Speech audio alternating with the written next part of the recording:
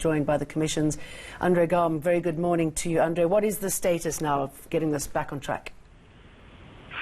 Yes, the National School Nutrition Program, first of all, I think it's important to note that it affects about 9.6 million, or half of all children in our country, in supplementing their nutrition.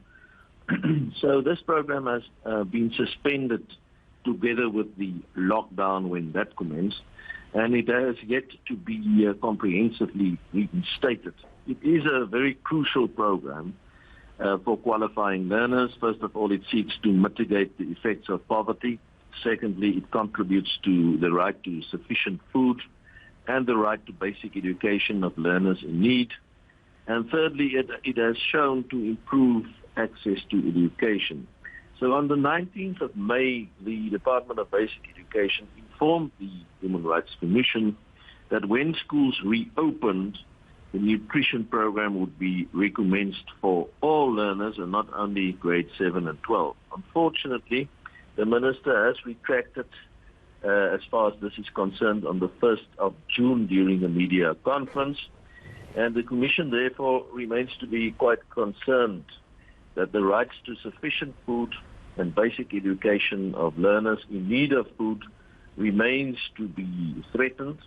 There is a case, I believe, to be heard today brought by Equal Education.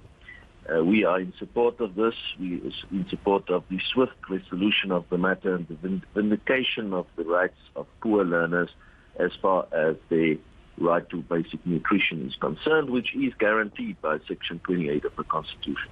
So obviously the Minister knows that. You wonder why she retracted her undertaking and how it can be justified. Yes, we believe it cannot be justified. It is indeed very clear that when people enjoy existing access to a socio-economic right, in this case the right to basic nutrition, and the state takes measures that effectively impair or deprive the beneficiaries of such access to the rights, this amounts to a so-called negative violation of the relevant rights. It has to be justified in terms of the limitations clause in the Constitution, in the Bill of Rights. And because it is actually then a regressive kind of measure, there would have to be very weighty justifications for this, which we believe in the circumstances, also the way that the right is phrased in Section 28, the right to a basic nutrition of children, which is immediately realizable, that it would be very, very difficult, if not impossible, to justify the further suspension of this very important program.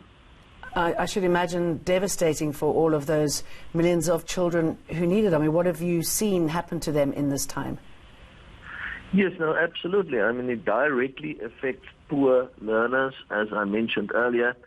According to court papers in this particular matter, it affects about 9.6 million, or half of all the children in our country whose nutrition is actually supplemented very substantially and importantly through the National School Nutrition Program.